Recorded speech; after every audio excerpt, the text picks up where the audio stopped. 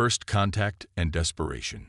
The emergency beacon pierced through the void of space, its desperate pulses echoing across the Galactic Federation's vast communication network. High Commander Zeneval stood at the observation deck of the celestial hub, her crystalline form reflecting the dark expanse of space before her. The latest reports scrolled through her neural interface, each one worse than the last. "Another colony lost," she whispered, her voice carrying the weight of billions of lives. The Nexus colony, once a jewel of technological achievement, had fallen silent just hours ago. It was the 12th world to go dark in the past stellar cycle. Behind her, the Federation's Emergency Council assembled in their various environmental chambers. The Arathi floated in their anti-gravity pods, their gaseous forms swirling with anxiety. The Meridians remained submerged in their liquid suspension tanks, their bioluminescent patterns flashing rapid distress signals. Even the usually stoic quantum collective's crystalline matrices pulsed with irregular patterns. "The Void Swarm adapts faster than we can develop countermeasures," reported Science Director Kirzen, his holographic form flickering with frustration. "They consume our most advanced defensive systems like they're studying them, learning from them. Each attack is more sophisticated than the last." The Void Swarm had emerged from the depths of uncharted space 6 cycles ago. At first, they seemed like just another spacefaring species, strange, biomechanical entities that traveled in massive hive formations. The Federation had attempted peaceful contact, as they had with countless species before. The swarm's response was to consume the entire diplomatic fleet, absorbing both organic and technological components into their ever-growing mass. "Our most advanced weapons are useless," General Thexra of the Federation Defense Force added, his energy form crackling with barely contained anger. "They've evolved immunity to our quantum disruptors, our plasma cannons, even our temporal displacement devices." Zeneval turned from the window, facing the assembled council. "There must be something we haven't tried, some approach we haven't considered." Her gaze swept across the gathered representatives of the galaxy's most advanced civilizations. They had achieved what many would consider perfection: mastery over energy and matter, freedom from physical limitations, virtual immortality. Yet here they were, helpless before a force that seemed to counter their every advantage. A quiet voice spoke from the back of the chamber. "There might be one option we haven't considered." All attention turned to junior researcher Elix Tor, a young Meridian whose liquid form rippled nervously under the sudden scrutiny. "Speak, junior researcher," Zeneval encouraged, noting how the others had already begun to dismiss the young scientist. "We've been approaching this from the perspective of advanced civilizations," Elix Tor continued, gaining confidence. "Using sophisticated technology, perfect solutions. But the swarm adapts to perfection.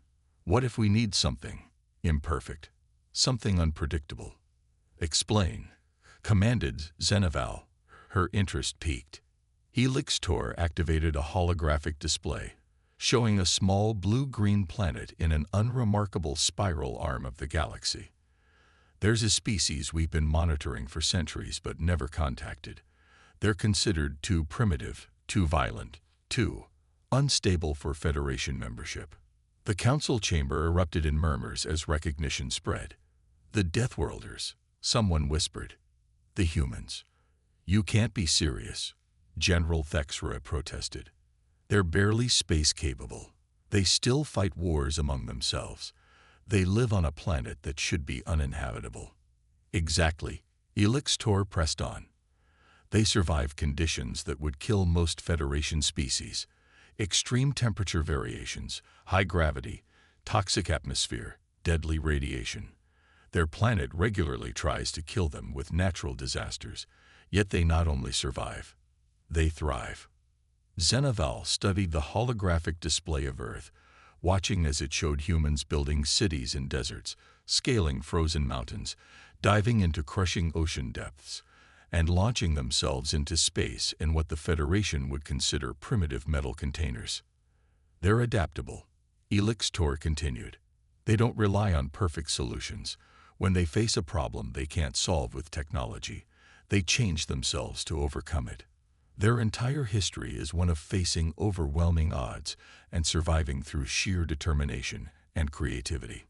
Another emergency beacon flashed across the neural network. Another colony going dark. The Void Swarm was getting closer to the Federation's core worlds. "The humans are violent," warned one of the council members. "They're unpredictable," added another. "They're survivors," Zenaval stated firmly, silencing the chamber. "And right now, we need survivors more than we need perfection." She turned to face the council fully, her crystalline form glowing with determination. "The Void Swarm adapts to our perfection. Let's show them something they've never seen before, something chaotic, resilient, and absolutely refusing to die." The Federation protocols forbid contact with pre-Federation species, General Thexra reminded her. "The Federation will cease to exist if we don't try something different," Zenaval countered. She gestured to the emergency beacons still flashing across the network. "We've tried perfection. Perhaps it's time to embrace imperfection." After hours of debate, the council finally reached a consensus. Zenaval stood at the observation deck once more, watching as the diplomatic vessels prepared for their journey to Earth. They would have to be careful in their approach. Humans were notoriously suspicious of authority and unified alien governments, according to their monitoring reports. "Are we really going to put the fate of the Federation in the hands of Deathworlders?" General Thexra asked, joining her at the window. Zenaval's crystalline form shimmered with what might have been amusement. "No," she replied. "We're going to put it in the hands of survivors, and perhaps they'll teach us how to be survivors too." As the ships disappeared into hyperspace, Zenaval couldn't help but wonder what other surprises these humans might have in store for them. The Federation had spent millennia perfecting their civilization, eliminating chaos, and maximizing efficiency. But now, facing an enemy that turned their perfection against them, perhaps what they needed was a little chaos, a little imperfection, and a lot of that uniquely human determination to survive against all odds.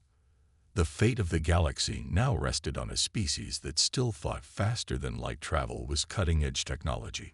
Zenaval found herself hoping that humanity's reputation for achieving the impossible would prove true once again. The human solution. Admiral Sarah Chen stood in the United Earth Defense Command's central briefing room, studying the holographic projections of the alien vessels in orbit. They had appeared just hours ago, broadcasting a message in multiple Earth languages requesting immediate contact with human leadership. The message's content was almost as shocking as its method of delivery. An advanced alien federation needed humanity's help. "Let me get this straight," General Marcus Rodriguez said, his weathered face illuminated by the holographic displays. "These aliens have technology that makes our most advanced systems look like stone tools, and they're asking us for help." Dr. Amara Patel, head of xenobiology at the Global Science Initiative, adjusted her glasses as she reviewed the data. According to their transmission, they're facing an enemy that adapts to and overcomes any technological advantage. They believe what did they call it? Our primitive resilience might be the key to defeating this threat. The room, filled with Earth's top military and scientific leaders, buzzed with mixed reactions. Some saw it as humanity's chance to prove itself on the galactic stage. Others suspected a trap. "The Federation representatives are ready to begin their presentation," announced Colonel Waijian, head of First Contact Communications. The air shimmered as advanced alien holography created a perfect representation of High Commander Zenaval and her delegation. The humans in the room couldn't help but stare at the crystalline being and her diverse companions, some gaseous, others liquid, all clearly far beyond human evolution. "People of Earth," Zenaval began, her translated voice clear and melodious. "We apologize for circumventing your normal diplomatic channels, but our need is desperate." She proceeded to explain about the Void Swarm, showing recordings of their attacks that made even hardened military veterans pale. As the presentation continued, Admiral Chen noticed something interesting. While her colleagues focused on the advanced technology being displayed, she found herself drawn to what wasn't being shown. These void swarm creatures, she interrupted, earning surprised looks from both humans and aliens. They attack in perfect formations, adapt to any weapon used against them, and seem to operate with a single consciousness. Correct, Zenaval confirmed. Their efficiency is terrifying. No matter what we develop to fight them, they analyze it, adapt to it, and turn it against us. Admiral Chen exchanged glances with Dr. Patel, who nodded slightly. And your Federation, Chen continued, you've achieved near perfection in your civilizations, right? Eliminated chaos, maximized efficiency, achieved technological harmony. Of course, replied General Thexra, his energy form pulsing with pride. It is the mark of an advanced civilization. Chen smiled. That's your problem right there. You're too perfect. The Federation representatives seemed taken aback, but Elix Tor, the young Meridian researcher, moved forward eagerly. Please explain. Admiral Chen stood, moving to the holographic display. You've evolved beyond chaos, beyond unpredictability. Everything you do is calculated, efficient, perfect. And that makes you predictable to an enemy that can analyze and adapt. She gestured to the void swarm footage. They're not beating you with superior technology. They're beating you with pattern recognition and adaptation. Dr. Patel jumped in, her excitement evident.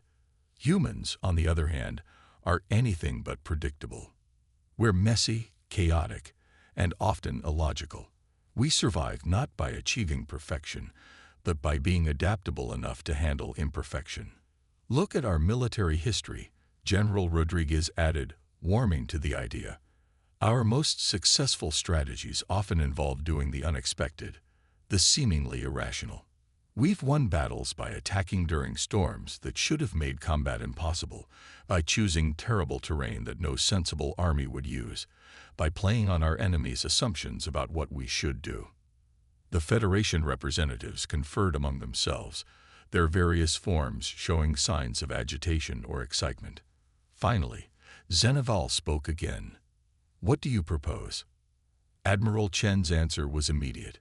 Stop trying to outthink them. Stop trying to develop the perfect weapon or defense. Instead, let's be unpredictable. Let's be human. She pulled up Earth's tactical databases, showing historical battles, guerrilla warfare techniques, and asymmetric combat strategies. We'll teach your people to fight dirty, to use the environment against the enemy, to do the unexpected. The void swarm adapts to patterns. Let's show them some chaos. Impossible, General Thexra protested. Our species cannot survive in the conditions such tactics would require. We need controlled environments, specific atmospheric conditions. Then we'll help you adapt, Dr. Patel interrupted. Humans have been modifying ourselves and our environment since we first walked upright.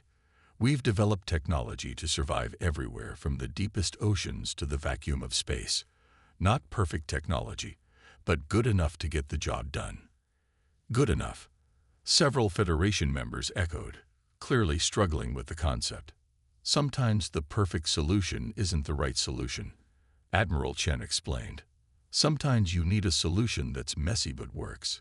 Humanity specialized in those long before we had any technology worth mentioning. She turned to face the Federation representatives directly.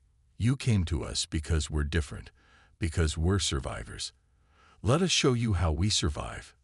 It won't be clean, it won't be perfect.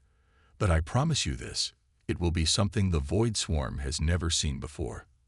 The room fell silent as the Federation members processed this. Finally, Zenaval spoke.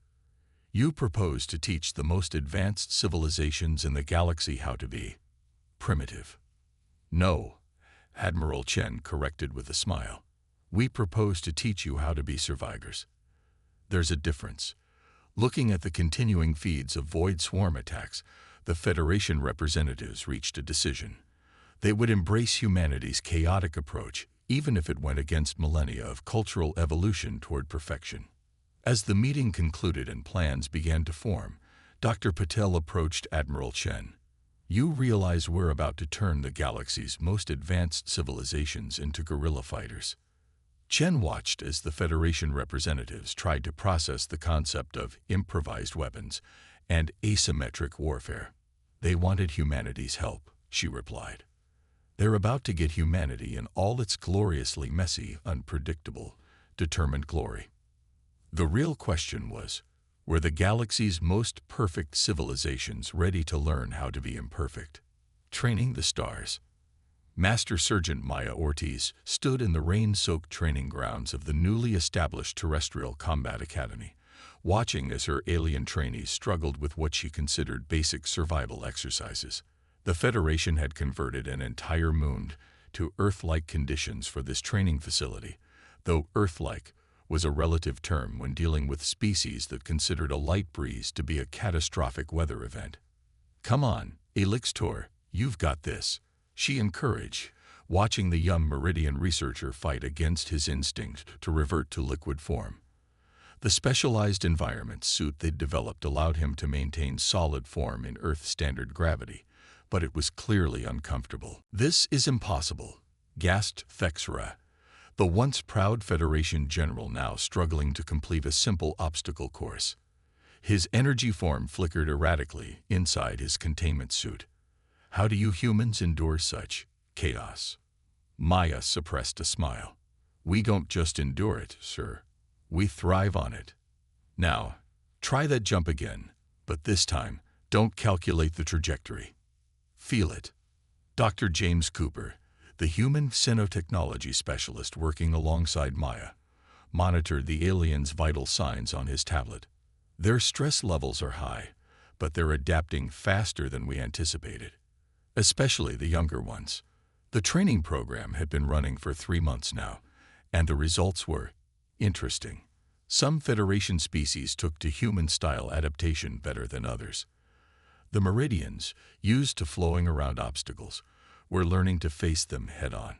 The Arethi, who normally drifted on solar winds, were discovering the advantages of directed momentum. Even the crystalline beings were learning to embrace imperfection, though it went against their very nature. Maya watched as Zenaval, the High Commander herself, practiced with primitive projectile weapons.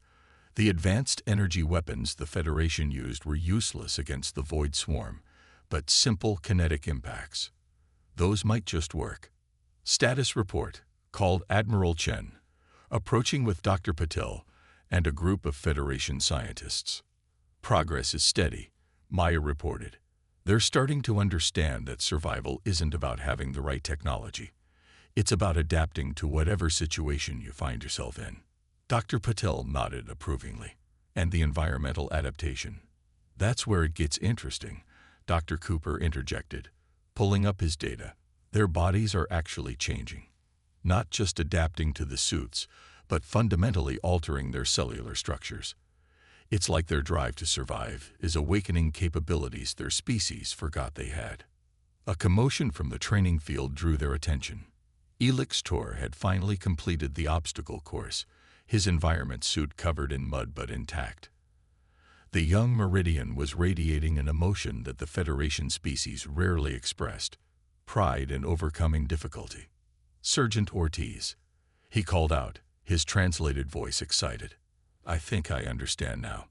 The obstacle course isn't about finding the perfect path through. It's about being willing to get dirty to reach the goal." "Now you're getting it," Maya grinned.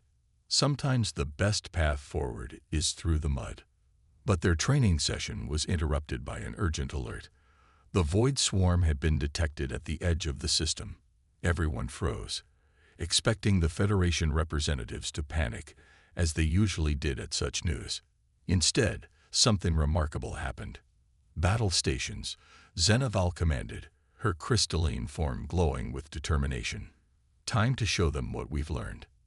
The Federation troops moved with purpose, not their usual calculated precision, but with a new kind of energy. They were nervous, yes, but no longer paralyzed by the prospect of imperfection. "They're adapting to more than just the physical training," Dr. Patel observed quietly to Admiral Chen. "They're adopting human mindsets. The Admiral watched as the formerly fragile aliens geared up for combat in their Earth-standard environment suits. That was always the real goal, wasn't it? The physical training is important, but the true advantage humans bring isn't our technology or our tactics. It's our perspective. In the command center, Maya and her team watched as the first engagement reports came in. The Void Swarm had attacked with their usual perfect formations, expecting the Federation forces to respond with their typical predictable patterns. Instead, they found chaos. Federation ships performed maneuvers that any rational tactical computer would classify as suicidal. Ground forces used primitive projectile weapons alongside advanced technology, creating unpredictable attack patterns. Some ships deliberately flew into debris fields, using the chaos to their advantage in ways the pattern-dependent swarm couldn't predict. "They're actually doing it," Dr. Cooper whispered, watching the tactical displays. "They're fighting like humans." The battle wasn't clean. It wasn't perfect. Ships were damaged. Tactics had to be improvised on the spot. And nothing went according to plan. But for the first time since the Void Swarm appeared, the Federation forces weren't being immediately overwhelmed. "Incoming transmission from the front," announced Colonel Zhang. "The swarm is retreating." "Not retreating," Maya corrected, studying the patterns. "They're trying to analyze what just happened. They've never encountered this kind of fighting before. They can't adapt to it because there's no perfect pattern to adapt to." Admiral Chen turned to Zeneval. "Your people fought well. They're starting to understand that perfect isn't always better." The High Commander's crystalline form shimmered with what might have been amusement. "Perhaps we needed this reminder. Our pursuit of perfection made us strong, but it also made us rigid. Humans are teaching us to be flexible again." But even as they celebrated this small victory, Dr. Patel noticed something in the battle data that made her pause.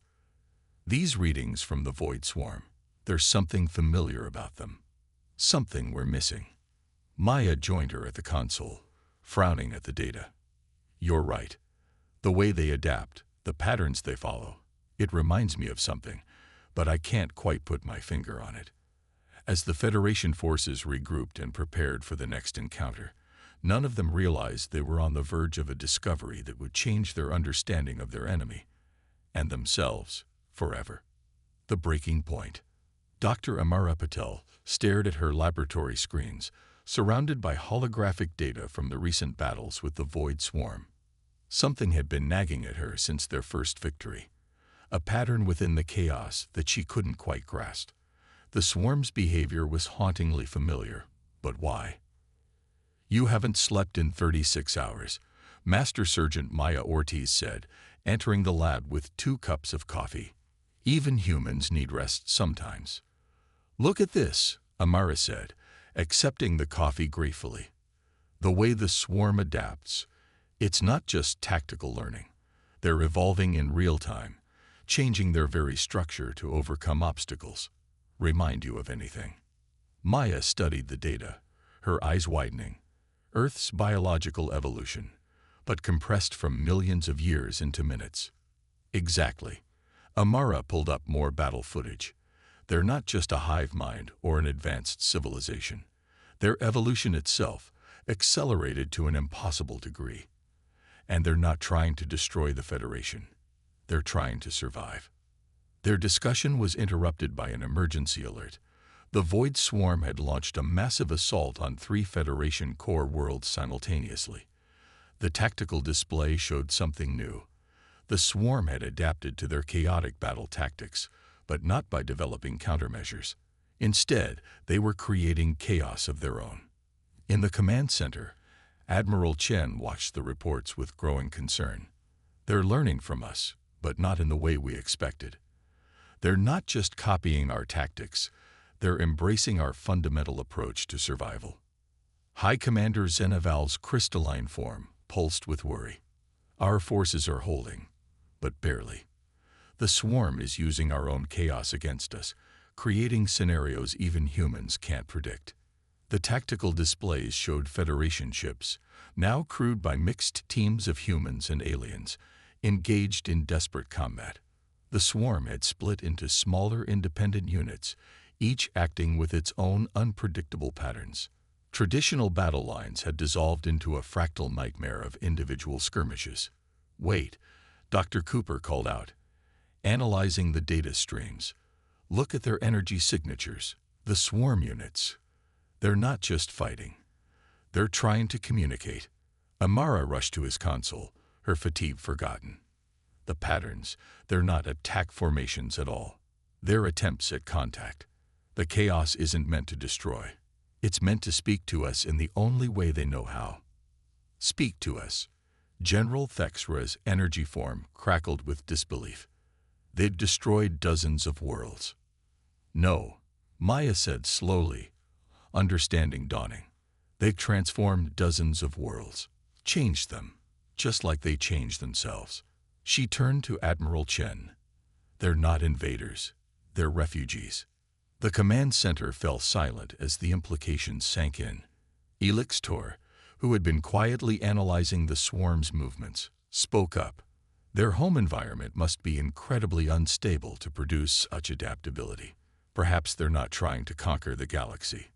They're trying to survive in it," Amara finished. "Just like humans had to adapt to Earth's challenges, just like we've been teaching the Federation to do." Admiral Chen made a decision. Open a channel to all Federation forces. Hold positions but cease offensive operations. She turned to Zeneval. "Commander, I have a crazy suggestion.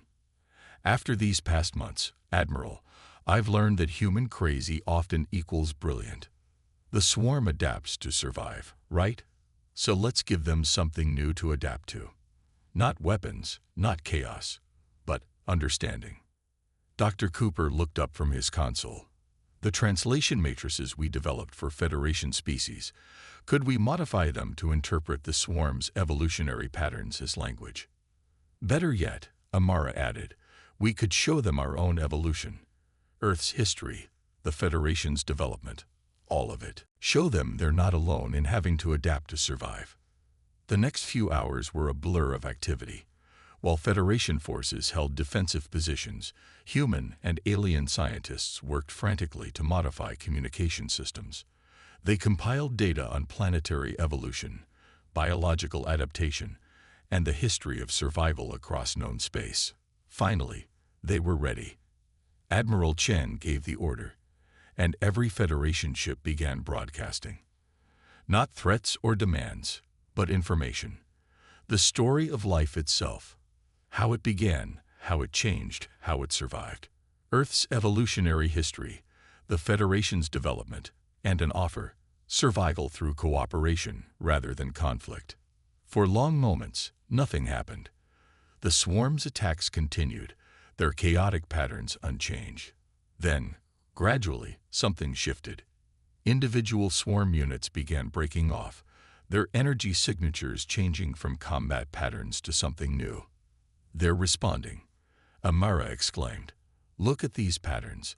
They're matching their evolutionary changes to our historical data. They're showing us their own story." Through the modified translation matrices, the swarm's message became clear. They came from a dying star system, where constant stellar fluctuations forced them to evolve rapidly or perish. They had fled across the galaxy, transforming worlds to survive, unable to communicate with the static, unchanging civilizations they encountered, until they met humanity, a species that understood the need to change, to adapt, to survive at any cost. And through humanity, they encountered a Federation learning to embrace change rather than fear it. The battle had become a conversation. Where weapons fire had crossed the void, now information flowed. The swarm's chaotic patterns synchronized with Federation signals, creating a new form of communication born from the fusion of human adaptability, Federation technology, and the swarm's evolutionary drive. As understanding spread across the battlefield, Admiral Chen turned to her mixed crew of humans and aliens. "Send a message to Earth and all Federation worlds. Tell them we were wrong about our enemy. We're not facing a force of destruction. We're facing a mirror of ourselves, a species so determined to survive that they never stopped evolving." And now, asked Maya. Now we do what humanity does best, Chen replied. We adapt. We change. We find a way for all of us to survive together. The command center erupted in activity as the greatest diplomatic challenge in galactic history began. The war wasn't ending. It was transforming into something entirely new, just as the species involved had transformed each other. Evolution of Unity. 6 months after first contact with the Void Swarm, the Grand Chamber of the Galactic Federation looked very different. Where once perfectly ordered rows of environmental pods had housed various species in isolated comfort, now the chamber was a chaos of adaptation and coexistence. Federation representatives mingled with human diplomats, while streams of ever-changing swarm matter flowed through specially designed channels, their patterns shifting in what had been recognized as their form of speech. Dr. Amara Patel stood at the presentation podium, her holographic displays showing the progress of what had become known as the Unity Initiative. The swarm's ability to rapidly evolve has revolutionized our understanding of adaptation, she explained to the assembled delegates. By combining their evolutionary acceleration with Federation technology and human innovation, we've developed environmental suits that can adapt in real time to any conditions.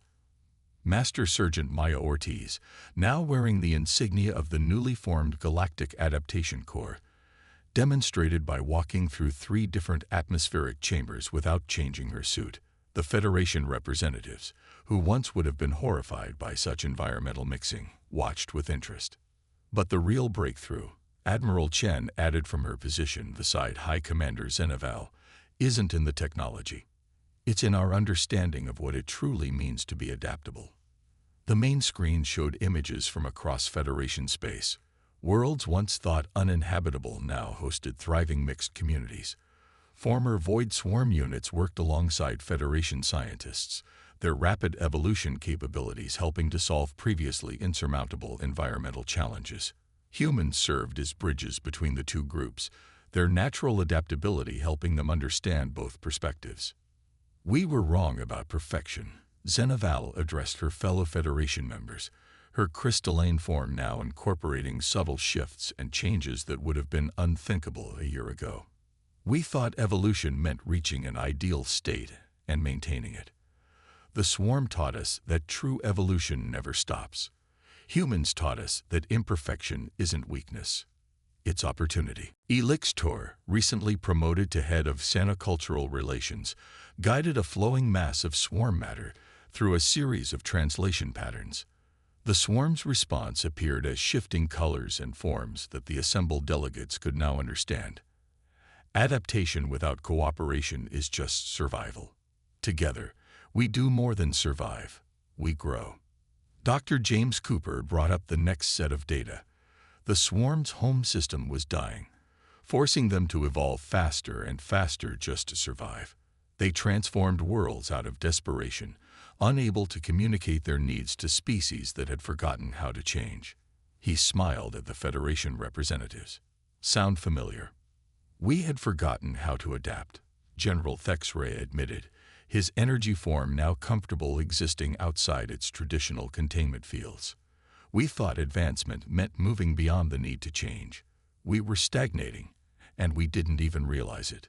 And we humans, Admiral Chen added, were so focused on overcoming challenges that we sometimes forgot the value of stability. Each of us had part of the answer.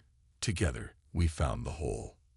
The screen showed the first of the new Unity habitats, worlds specifically designed to change and evolve, where all 3 civilizations could live and work together.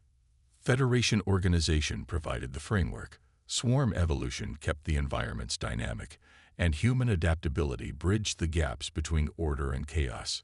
6 months ago, Maya addressed the chamber. I was teaching Federation species how to fight in chaos. Now they're teaching us how to find harmony and change. The swarm is teaching us all how to evolve not just our bodies, but our very civilizations. Dr. Paddle brought up the final displays, data from across the galaxy showing the results of their cooperation. Dying worlds restored through controlled evolution. Ancient conflicts resolved through adaptive diplomacy. New technologies that combined Federation precision, swarm adaptability, and human innovation. We're not just sharing space anymore, she concluded. We're growing together. Every challenge one of us faces becomes an opportunity for all of us to evolve. The chamber hummed with agreement. Federation representatives glowing with energy, swarm patterns pulsing with harmony, and humans grinning with pride at how far they'd all come. There will be more challenges, Admiral Chen warned. The galaxy is vast, and we've only begun to explore it together. Good, Zenaval replied, surprising everyone. Challenges drive evolution. Change brings opportunity. And now we face them together. A swarm mass formed into a complex pattern. We sought worlds we could survive in. Instead, we found people we could grow with. As the Unity Summit concluded, Maya found herself standing with Amara and James, watching the various species mingle in ways that would have seemed impossible just months ago. You know what the biggest change is? She asked her friends. What's that? Amara looked up from her ever-present data tablet. We're not just teaching each other how to survive anymore. We're learning how to thrive. Outside the chamber's windows, the stars seemed to shine brighter on this new age of galactic civilization. The Federation had found its adaptability again. The swarm had found understanding. And humanity. They had found their place in the cosmos, not as conquerors or saviors, but as bridges between the eternal dance of order and chaos, stability and change, perfection and growth. The story of their unity would be told across the galaxy for generations to come. How fear became understanding, how enemies became teachers, and how three very different approaches to survival combined to create something greater than any of them could have achieved alone. Evolution, it seemed, worked best when shared.